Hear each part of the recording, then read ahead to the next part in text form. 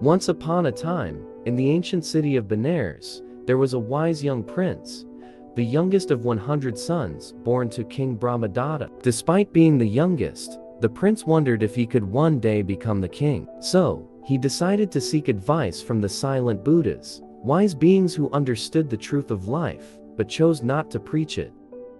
The next day, when the silent Buddhas visited the palace for alms, the prince asked them, "I am the 100th in line to the throne. What are my chances of becoming king of Benares?" The silent Buddhas replied, "It's very unlikely you will become king here. However, you might become the king of Takkasila, a distant land. But you must get there within 7 days, and the journey will take you through a dangerous forest known as Devil's Woods, filled with evil spirits called she-devils."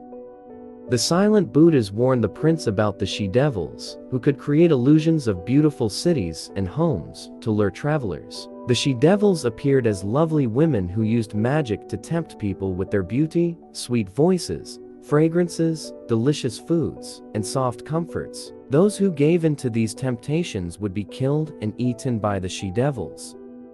If you can resist all these temptations and keep control over your senses, you will make it through the forest and become the king of Takkasila, the silent Buddhas advised. The prince thanked them for their wisdom and prepared for his journey. 5 of his servants insisted on accompanying him, despite his warnings about the dangers. The prince finally agreed, cautioning them to stay strong and not to fall for the she-devils' tricks.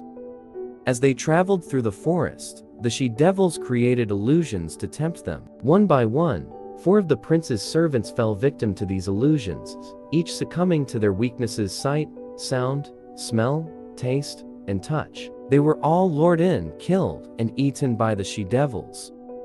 The prince was left alone, but one determined she-devil continued to pursue him. She used her magic to deceive others, pretending to be his wife, but the prince remained steadfast, repeating the truth to anyone who asked. The prince resisted all her tricks and continued his journey, determined to reach Takkasila and claim the throne.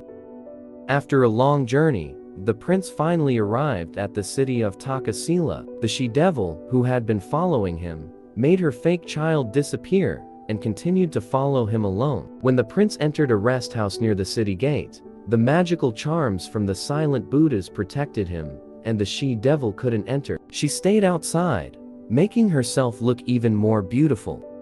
As it happened, the king of Takkasila saw her while on his way to his pleasure garden. Enchanted by her beauty, he sent a servant to ask if she was married. The she-devil claimed that her husband was inside the rest house. The prince, hearing this, shouted, "She is not my wife. She is a devil who killed and ate the 5 men who followed me." But the she-devil calmly responded, "See how anger can make husbands call their own wives devils and hungry ghosts. Such is life." When the servant reported this to the king declared, "Unclaimed goods belong to the king." He sent for the she-devil, placed her on a royal elephant, and brought her to the palace, making her his #1 queen.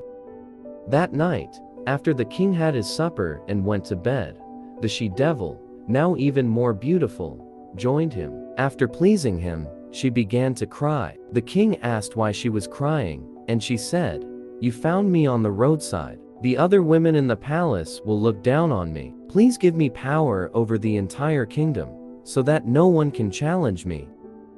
The king, enchanted by her beauty, replied, "I don't have power over the whole kingdom, but I can give you control over everyone in the palace." Satisfied with this, the she-devil waited until the king was asleep. Then she secretly returned to her home in the city of devils. She gathered other she-devils, he-devils, and even child devils, and they all returned to the palace. There, they killed and devoured the king and everyone else in the palace, leaving behind only bones. The next morning, the people of Takkasila noticed that the palace was eerily quiet. When they broke in, they found only bones scattered around. They realized that the man in the rest house had been right. The king's new queen was a flesh-eating devil. Meanwhile, the prince had protected himself during the night. He spread the charmed sand on the roof of the rest house and wrapped the charmed string around the walls. He stayed awake, alert with his sword in hand. After discovering the horrifying scene in the palace, the people of Takkasila gathered to discuss what to do next. They said, "The man in the rest house resisted the she-devil's beauty. He is wise, determined, and noble. If he ruled our kingdom, we would all prosper. Let's make him our new king." They went to the rest house and invited the prince to be their king. He accepted, and they escorted him to the palace, where he was crowned king. The prince ruled justly, following the 10 rules of good governance. He avoided the 4 pitfalls of prejudice, anger, fear, and foolishness. He always remembered the advice of the silent Buddhas, which had guided him to the throne. Unlike his unfortunate servants, who fell victim to the pleasures of the senses, the prince had resisted temptation and was able to lead his people wisely. The moral of the story is, those who live only for the pleasures of the senses are devoured by them.